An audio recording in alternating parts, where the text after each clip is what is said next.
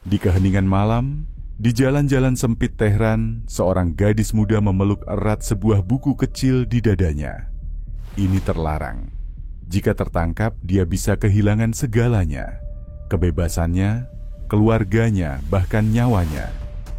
Tapi dia tidak bisa menyerah karena, untuk pertama kalinya, dia menemukan sesuatu yang layak untuk dihidupi dan dimatikan. Pesan Yesus Kristus. Sesuatu yang luar biasa sedang terjadi di jantung Timur Tengah. Di sebuah negara yang ditandai oleh penganiayaan dan keheningan agama, sebuah gerakan tak terduga sedang mengguncang semua yang diyakini mustahil. Lebih dari 1 juta Muslim di Iran sedang berpaling kepada Yesus, dan para pemimpin tidak tahu bagaimana menahannya. Ini bukan sekadar video tentang agama. Ini adalah pengungkapan revolusi sunyi yang sedang mengubah lanskap rohani dunia. Anda akan menemukan bagaimana 500 orang Kristen menjadi lebih dari 1 juta hanya dalam 4 dekade, menantang sejarah dan mempertaruhkan nyawa. Apa yang ada di balik gelombang iman yang tumbuh dalam kerahasiaan ini? Mengapa jutaan orang mempertaruhkan segalanya untuk mengikuti Yesus di tanah yang sama, di mana hal itu bisa memakan nyawa mereka? Jawaban yang akan Anda lihat di sini melampaui analisis dangkal apapun yang pernah dibuat tentang fenomena ini. Tapi sebelum kita melanjutkan, periksa apakah Anda sudah berlangganan saluran ini dan tuliskan di komentar dari mana Anda menonton video ini. Saya ingin merasakan seberapa jauh energi transformasi ini mencapai. Kehadiran Anda di sini membawa tujuan. Konten ini sampai kepada Anda pada waktu yang tepat. Pemandangan ini bukanlah hal yang langka. Ini sedang terjadi di seluruh Iran. Di ruang tamu dengan tirai tertutup.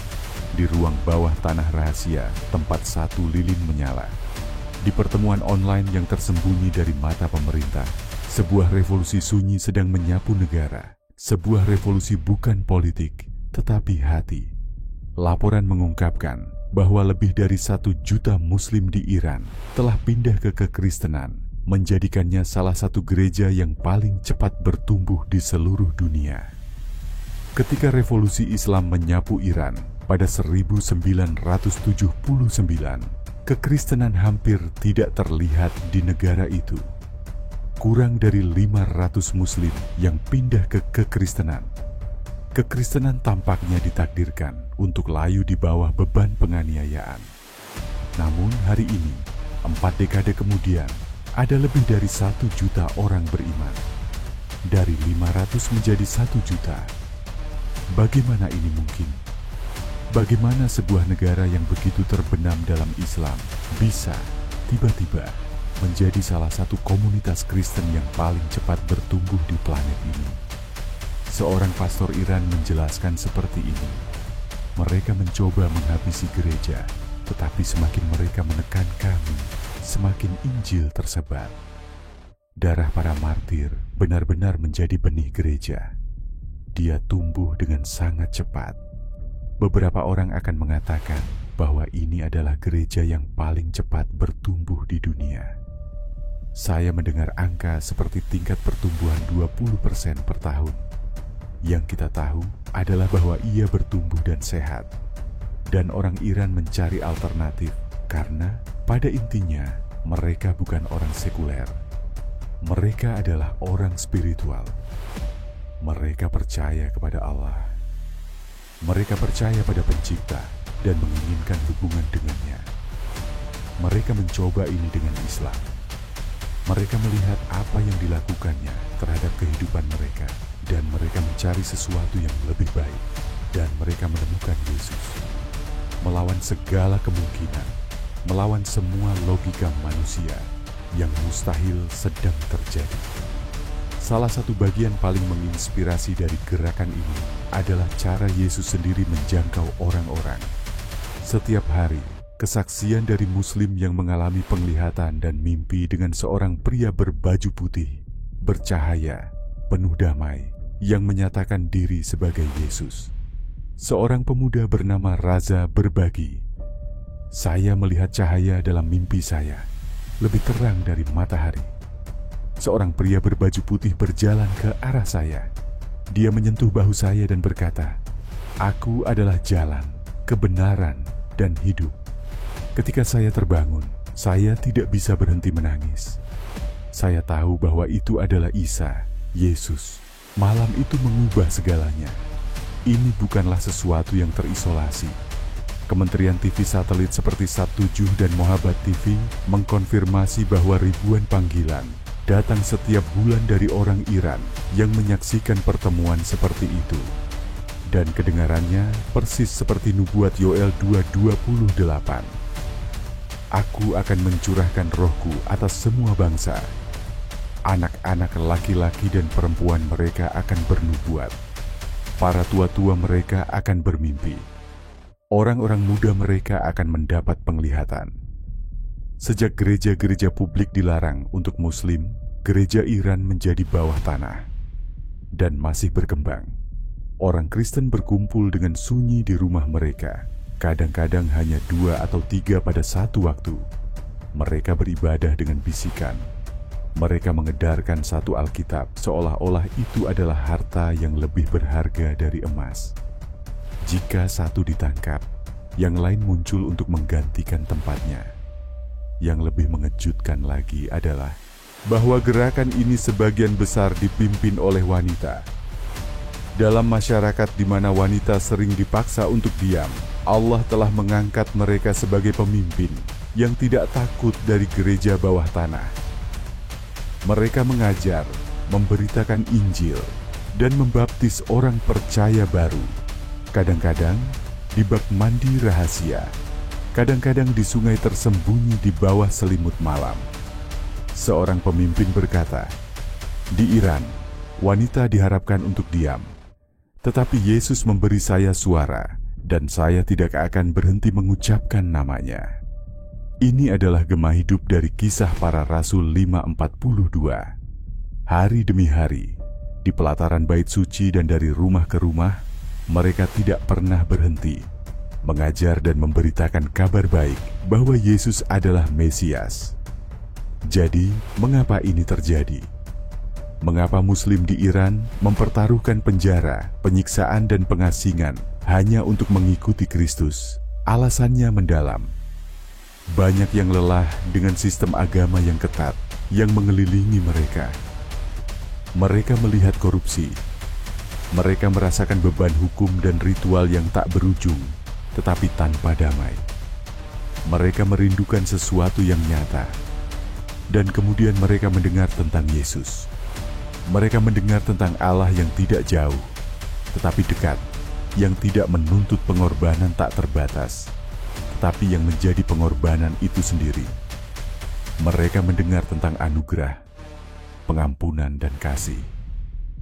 Dan mereka menyadari bahwa ini adalah kebenaran yang telah dicari hati mereka. Seorang gadis muda bernama Leadan mengatakannya dengan sangat baik.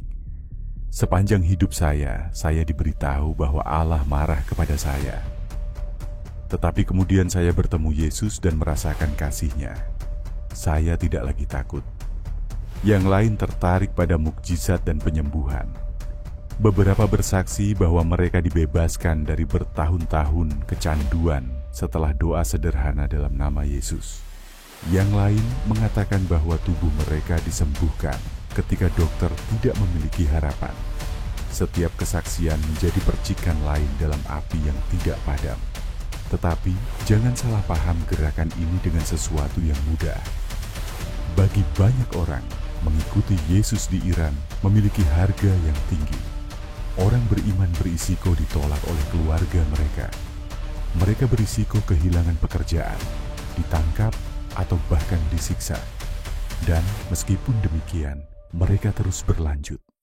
Seorang pemuda beriman yang ditangkap karena imannya berkata, "Mereka mengunci saya di sel, tetapi mereka tidak bisa mengunci Yesus di luar. Bahkan di penjara, kehadirannya bersama saya." Keberanian pria dan wanita ini mengingatkan kita pada Matius 16:18, di mana Yesus menyatakan, "Aku akan membangun gerejaku, dan pintu-pintu neraka tidak akan mengatasi. Tidak peduli penganiayaan, gereja di Iran menjadi lebih kuat. Kebangkitan ini juga memiliki dimensi nubuatan. Dalam Alkitab, Iran dikenal sebagai Persia. Raja Persia Kores, yang disebut Allah sebagai yang diurapi, yang memungkinkan orang Yahudi kembali ke Yerusalem dan membangun kembali bait suci mereka. Ezra 1:4. Persia selalu memainkan peran dalam rencana Allah. Dan sekarang, ribuan tahun kemudian, kita melihat orang Persia sekali lagi berpaling kepada Allah Israel. Apakah ini bagian dari nubuatan Yesaya 19:25? Diberkatilah Mesir, umatku, Asyur, karya tanganku, dan Israel, warisanku.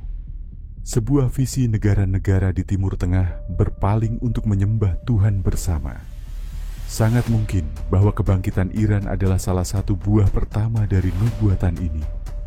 Sebuah kebangkitan yang mempersiapkan jalan untuk sesuatu yang jauh lebih besar di wilayah ini. Revolusi Yesus di Iran bukan hanya cerita mereka. Ini juga milik kita. Ini adalah pengingat bahwa Roh Allah bergerak kemana Dia inginkan. Tidak ada pemerintah, tidak ada penjara, tidak ada hukum yang dapat menghentikannya. Ini menantang kita untuk mempertanyakan apakah saudara laki-laki dan perempuan kita di Iran bersedia mempertaruhkan segalanya untuk Yesus. Seberapa beranikah kita dalam iman kita sendiri? Jika mereka bisa beribadah dengan bisikan di belakang pintu tertutup, tidak bisakah kita mengangkat suara kita dengan bebas di mana kita berada? Ibrani 13:3 menasihati kita. Ingatlah mereka yang dipenjara, seolah-olah Anda dipenjara bersama mereka, dan mereka yang diperlakukan dengan buruk, seolah-olah Anda sendiri menderita. Keberanian mereka adalah cermin bagi hati kita. Dari 500 orang beriman pada 1979 menjadi lebih dari 1 juta hari ini, angka-angka menceritakan sebuah cerita. Tetapi cerita yang sebenarnya tidak ada dalam statistik. Itu ada di wajah-wajah, dalam air mata, dalam bisikan, dan dalam keberanian mereka yang memilih Yesus, berapapun biayanya. Ini bukan revolusi politik. Ini bukan mode budaya. Ini adalah revolusi Yesus. Api telah dinyalakan di Iran dan tidak dapat dipadamkan.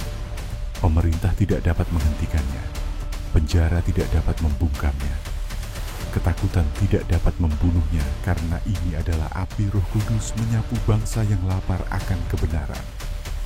Dan seperti yang dijanjikan Yesus dalam Matius 28:20, dan aku akan selalu bersama kamu sampai akhir zaman. Ya, bahkan di Iran, terutama di Iran. Revolusi sunyi ini mengajarkan kita bahwa kekuatan Allah tidak mengenal batas. Bahwa kehausan akan kebenaran dalam hati manusia lebih kuat dari sistem penindasan apapun. Bahwa kasih Kristus mampu mengubah bahkan situasi yang paling mustahil. Sementara Anda menonton video ini dengan bebas, ingatlah mereka yang mempertaruhkan segalanya untuk mengikuti Yesus. Doa Anda, dukungan Anda, dan keberanian Anda sendiri dalam iman dapat membuat perbedaan. Revolusi Yesus di Iran adalah panggilan bagi kita semua. Akankah kita cukup berani untuk menjalani iman kita dengan tekad yang sama? Api menyala, revolusi berlanjut, dan tidak ada yang dapat menghentikannya.